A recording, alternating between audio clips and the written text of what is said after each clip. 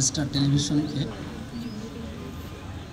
আজকের এই টকশো প্রোগ্রামে উপস্থিত আমাদের বড় ভাই, আমাদের যশোরের সাবেক মন্ত্রী, আমাদের সকলের শ্রদ্ধাভাজন প্রয়াত তরিকুল ইসলাম চাচার বড় ছেলে, আমাদের খুলনা বিভাগীয় সাংগঠনিক সম্পাদক আনন্দ ইসলাম অমিত, বাংলাদেশ জামাত ইসলামী যশোর জেলার সম্মানিত আমির অধ্যাপক গোলাম রসুল, উপস্থিত ইসলামী শাসনতন্ত্র আন্দোলনের নেতা মাওলানা সাহেব হোসেন, উপস্থিত আজকের এই দর্শকবৃন্দ, যশোরবাসী, আসসালামু আলাইকুম।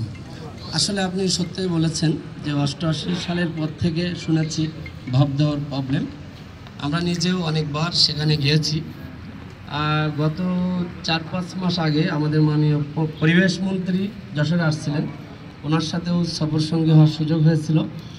তো আপনি যেটা বলছেন যে নদীর জায়গা বা খালের জায়গা পাশে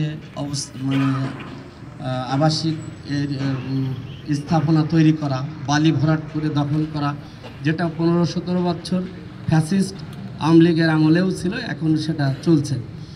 এখানে যশোরের মূলত বড় বড় পলিটিক্যাল যারা নেতৃবৃন্দ সবাই আছেন, আমার মনে হয় এই জায়গায় যারা উপস্থিত আছেন তারা যদি একটু সচেতন হয়, তাহলে ওই ফ্যাসিস্ট আমলের যারা বালি দখল করে, চর দখল করে বা ঘর নির্মাণ করে অবৈধভাবে, তারা এটা সাহস পায় না। আসলে পলিটিক্যাল নেতারা যারা মানে প্রথম সারির নেতা, তারা আসলে অর্ডার দেয় না যে তুমি বালি দখল করো, তুমি এখানে অবৈধ স্থাপনা নির্মাণ করো, তুমি মানুষের চলাচলের গতি রুদ্ধ করো বা বন্ধ করে দাও।